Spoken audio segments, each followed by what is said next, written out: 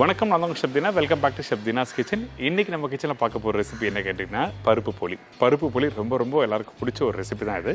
இந்த பருப்பு போலி நான் சொல்கிற மெத்தடில் வீட்டில் ட்ரை பண்ணி பார்த்தீங்கன்னா கண்டிப்பாக 2-3 நாள் வச்சு சாப்பிடலாம், கெட்டு போகாது. இப்போ இந்த பருப்பு போலி நீங்கள் வீட்டில் பண்ணும்போது கடலை பருப்பு எந்த அளவுக்கு கரெக்டாக வேக வைக்கணும், அதுக்கு பிறகு இந்த வெல்லம் தண்ணியை போட்டு நல்லா மிக்ஸ் பண்ணி கெட்டியான பக்குவத்தில் எப்படி எடுத்துன்னு வரோம், அதுக்கப்புறம் டோ ரெடி பண்ண போகிறோம். அதாவது மைதா, கொஞ்சம் மஞ்சத்தூள், அதுக்கப்புறம் கொஞ்சம் தண்ணி ஊற்றி நல்லா மிக்ஸ் பண்ணிட்டு அதுக்கப்புறம் இந்த ஸ்டஃபிங் உள்ளே வச்சு எப்படி பேக் பண்ணி கையில் தட்டி அதுக்கப்புறம் எப்படி குக் பண்ணு சொல்லி ஸ்டெப் பை ஸ்டெப்பாக நம்ம போய் பார்க்கலாம்.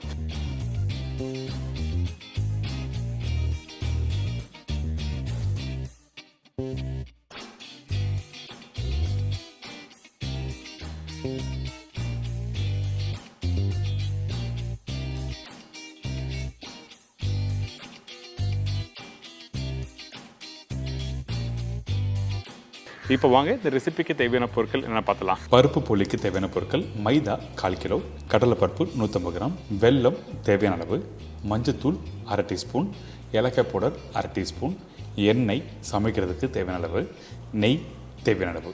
இதாங்க இந்த ரெசிபிக்கு தேவையான பொருட்கள். இந்த பருப்பு போலி பண்ணுறதுக்கு நம்ம என்ன பண்ணிக்கிட்டோம்னா, இந்த கடலை பருப்பை தண்ணியில் நல்லா வாஷ் பண்ணிட்டு அதுக்கப்புறம் ஊற வச்சுருக்கேன். ஊற வச்சது குறைஞ்சபட்சம் 1 மணி நேரம் நல்லா ஊற வச்சு அதுக்கப்புறம் வேக வைக்க போகிறோம். எதுக்காக இந்த மாதிரி ஊற வச்சு நீங்கள் வேக வைக்கணும்னு சொல்கிற கேட்டிங்கன்னா, அப்போ தான் சீக்கிரமாக வேகும், அதே டைமில் சாஃப்டாக இருக்கும். சரிங்களா? கடலை பருப்பு இப்போ நம்ம என்ன பண்ணுறோன்னா, இதை அப்படியே குக்கரில் போடுறோம். குக்கரில் போட்ட பிறகு இந்த இடத்துல தேவையான தண்ணி ஊற்றி ஒரு 3-4 விசில் விடுங்க.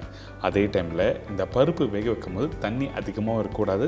அது மட்டும் இல்லை, இந்த பருப்பு மேஷ் ஆகக்கூடாது. அதனால் கரெக்டான பக்குவத்தில் வேகிட்டு சொல்லி வச்சுருங்க. இதுக்கப்புறம் இந்த பருப்பு போலி பண்ணுறதுக்கு டோ ரெடி பண்ண போகிறோம். அதாவது மாவு மிக்ஸ் பண்ணி ரெடி பண்ண போகிறோம். அதனால் ஒரு பவுலில் மைதா போட்டிருக்கேன். மஞ்சத்தூள் போட்ட பிறகு தேவையான தண்ணி ஊற்றி நல்லா மிக்ஸ் பண்ண ஆரம்பிங்க. மிக்ஸ் பண்ணுற பக்குவம் என்ன கேட்டிங்கன்னா, நீங்கள் நார்மலாக வீட்டில் சப்பாத்தி மாவு மிக்ஸ் பண்ணுவீங்கள, அதே மாதிரி மிக்ஸ் பண்ணுறீங்க. கொஞ்சம் கெட்டியாக இருந்தால் நல்லாயிருக்கும். ஏன் கேட்டிங்கன்னா, மைதா மாவு நீங்கள் மிக்ஸ் பண்ணி முடித்த பிறகு ஊற கொஞ்சம் லூஸ் ஆகும். அதனால் முடிஞ்ச அளவுக்கு கொஞ்சம் கெட்டியான பக்குவத்தில் மிக்ஸ் பண்ணி எடுத்துருங்க.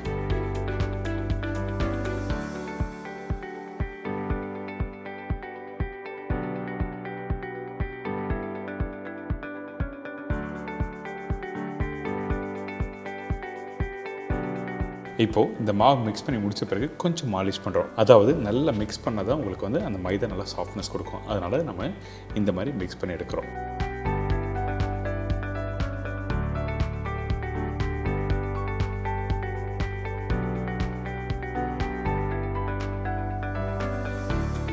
இதுக்கு பிறகு நம்ம என்ன பண்ணுறோம், ஒரு ரவுண்டான ஒரு ஷேப்பில் எடுத்து வச்சுருங்க.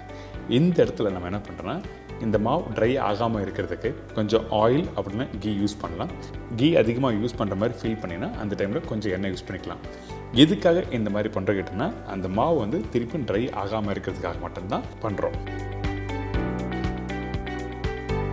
பார்த்தீங்களா, நெய்யும் யூஸ் பண்ணியிருக்கேன், எண்ணெய் யூஸ் பண்ணியிருக்கேன். போட்ட பிறகு நல்லா மிக்ஸ் பண்ணி எடுத்து வச்சிடுறோம்.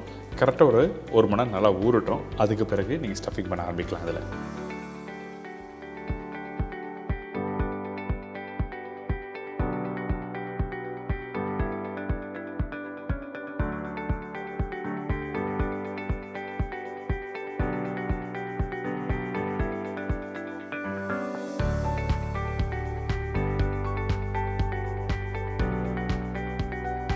இப்போ பார்த்தீங்களா, இந்த கடலைப்பருப்பு வெந்து ரெடியாக இருக்குது. இந்த கடலைப்பருப்பு நான் சொன்ன மாதிரி மேஷ் பண்ணக்கூடாது. சுண்டலுக்கு எப்படி வேக வச்சுருப்பீங்களோ அதே மாதிரி நல்லா வேக வச்சுருக்கணும். கையில் அந்த பருப்பு எடுத்திங்கன்னா நல்லா மசிஞ்சு வரணும்.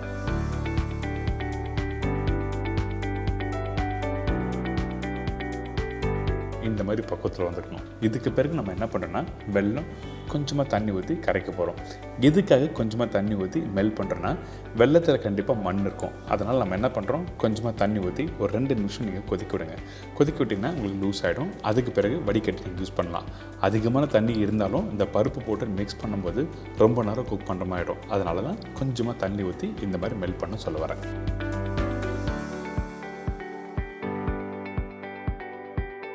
இப்போ பார்த்தீங்கன்னா, இந்த வெல்லம் தண்ணி மெல்ட் ஆகிருக்கு. இதுக்கப்புறம் நம்ம என்ன பண்ணுறோன்னா, வடிகட்ட ஆரம்பிக்க போகிறோம். இந்த இடத்துல கம்பி பதம், 2 கம்பி அந்த மாதிரிலாம் பதம் பார்க்க வேண்டிய அவசியமே இல்லை. இப்போ நல்லா வடிகட்டி எடுத்துருங்க.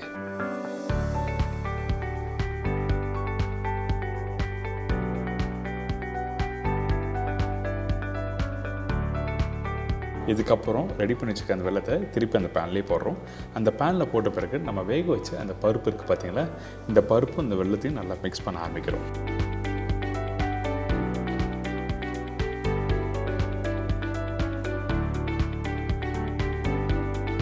வாசனைக்காக ஏலக்காய் பவுடர் போட்டிருக்கேன். உப்பு ஒரு சிட்டிக்கு போட்டால் மட்டுமே போதும்.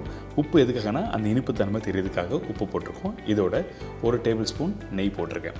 நெய் போட்ட பிறகு நல்லா மிக்ஸ் பண்ண ஆரம்பிங்க. கொஞ்சம் கொதிக்கும் போது கொஞ்சம் லூஸ் ஆன மாதிரி தான் இருக்கும், ஆனால் கொதிக்க கொஞ்சம் கெட்டியான ஒரு பக்குவத்தில் வந்துடும்.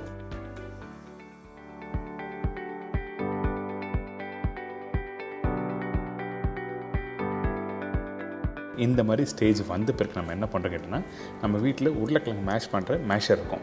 அப்படி இல்லைனா பெரிய கரண்டி இருக்குல்ல, அந்த கரண்டியை வச்சு இந்த மாதிரி மேஷ் பண்ண ஆரம்பிங்க. அப்போ தான் அந்த பருப்பும் வெல்லமும் வந்து ஒன்றோட ஒன்று சேர ஆரம்பிக்கும், கெட்டியான பக்கம் இருக்கும். கொஞ்சம் சூடு ஆறின பிறகு இதை ரவுண்டாக உருட்டி அதுக்கப்புறம் ஸ்டஃபிங் பண்ணுறதுக்கு ஈஸியாக இருக்கும். இப்போ உங்களுக்கு நல்ல ஒரு கெட்டியான பக்கம் வந்தாச்சு. இந்த மாதிரி வந்த பிறகு நம்ம என்ன பண்ணுறோன்னா, இதை அப்படியே எடுத்து ஒரு பவுலில் ட்ரான்ஸ்ஃபர் பண்ணிடலாம். இன்கேஸ் இந்த பருப்பும் வெல்லமும் கொஞ்சம் அதிகமாக ஆகிடுச்சு, அதாவது பருப்பு போலி முடிச்ச பிறகு என்ன பண்ணலாம் கேட்டிங்கன்னா, இன்றைக்கி வீட்டில் இட்லி மாவு இருக்குன்னா அந்த இட்லி மாவில் டிப் பண்ணிவிட்டு அதுக்கப்புறம் ஆயிலில் ஃப்ரை பண்ணி எடுத்திங்கன்னா அது ஒரு ஸ்நாக்ஸாக கிடைக்கும். நீங்கள் 2-in-1 கான்செப்ட்டுக்காக யூஸ் பண்ணிக்கலாம். இதுக்கப்புறம் நம்ம ரெடி பண்ணி வச்சுருக்க அந்த மைதா மாவு, அந்த மைதா மாவு நல்லா ஊறி இருக்குது. இதுக்கப்புறம் நம்ம என்ன பண்ணுறோன்னா, திருப்பி 2-3 வாட்டி நல்லா மாலிஷ் பண்ணுங்கள்.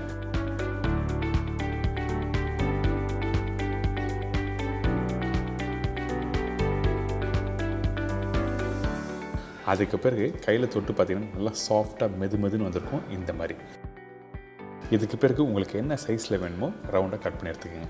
அதே சைஸில் நம்ம ரெடி பண்ணி வச்சுருக்க அந்த பருப்பும் வெல்லும் வந்து ஒரு அழகாக ரவுண்டாக பிடிக்க ஆரம்பிச்சிருங்க.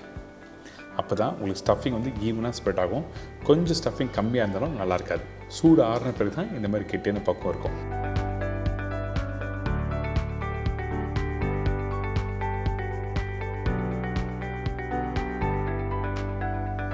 இதுக்கப்புறம் ஒரு வாழை இலை, அந்த வாழை இலை கொஞ்சமாக கீ அப்ளை பண்ணியிருக்கேன். கீ இல்லைன்னா ஆயில் யூஸ் பண்ணலாம். இதுக்கப்புறம் ரெடி பண்ணி வச்சுருக்க மைதா மாவு இருக்குல்ல, இதை அப்படியே தட்ட ஆரம்பிங்க.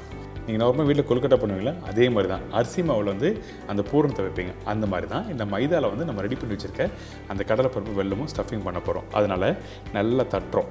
தட்டும் போது இந்த கார்னர் பகுதியெல்லாம் நல்லா மெலிசாக இருக்கணும். இதுக்கப்புறம் அந்த ஸ்டஃபிங் நடுவில் வைக்கிறோம்.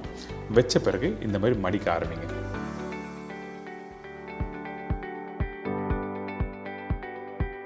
மடித்த பிறகு கையில் உருட்ட ஆரம்பிக்கிறோம். உருட்டினா ஓரளவுக்கு ஷேப்பாக வந்திருக்கும்.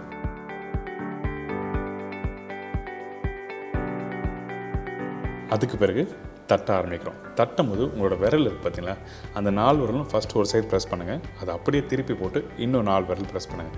அந்த மாதிரி பண்ணும்போது என்ன ஆகுதுன்னா, அந்த ஸ்டஃபிங் வந்து ஈவனாக எல்லா இடமும் ஸ்ப்ரெட் ஆகும். கொஞ்சம் மெலிசாக தட்டி எடுத்திங்கன்னா உங்களுக்கு வேகிறதுக்கு சீக்கிரமாக வெந்து வரும். அதே டைமில் நல்லா சாஃப்டாக இருக்கும். கொஞ்சம் கெட்டியாக இருந்ததுன்னா அந்த தோசைக்கல்லை போட்டு வேக வைக்கும்போது கொஞ்சம் ஹார்ட் ஆகிறதுக்கு வாய்ப்பு இருக்குது. அதனால் முடிஞ்ச அளவுக்கு மெலிசாக தட்டிடுங்க. இதுக்கப்புறம் தோசைக்கல் கண்டிப்பாக சூடாக இருக்கணும். தோசைக்கல் சூடு இல்லாமல் போட்டிங்கன்னா மைதா குக் பண்ண ஹார்ட் ஆகிறதுக்கு வாய்ப்பு இருக்குது.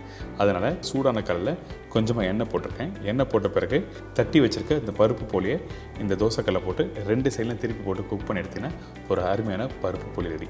இந்த இடத்துல நெய்யும் யூஸ் பண்ணலாம், எண்ணெயும் யூஸ் பண்ணலாம். நெய் யூஸ் பண்ணால் வாசனையாக இருக்கும், டேஸ்ட்டாகவும் இருக்கும். ஒரு சஜஷன், உங்களுக்கு எது வசதியாக இருக்கோ அதுக்கேற்ற மாதிரி நீங்கள் பண்ணிக்கலாம்.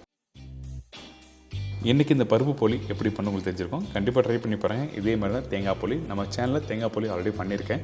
ஸோ அதோட லிங்க்கும் நான் கீழே கொடுத்துருக்கேன். வரப்போகிற ஃபெஸ்டிவலில் அந்த டைமில் இந்த மாதிரி ஸ்நாக்ஸோ இந்த மாதிரி ஸ்வீட்ஸோ நீங்கள் வீட்டில் பண்ணி பார்த்தீங்கன்னா ரொம்ப நல்லாயிருக்கும். அதுவும் பர்டிகுலராக தீபாவளி, கார்த்திகை தீபம், பொங்கல் இந்த மாதிரி வரப்போகிற பண்டிகைகளை கண்டிப்பாக யூஸ் பண்ணுங்கள்.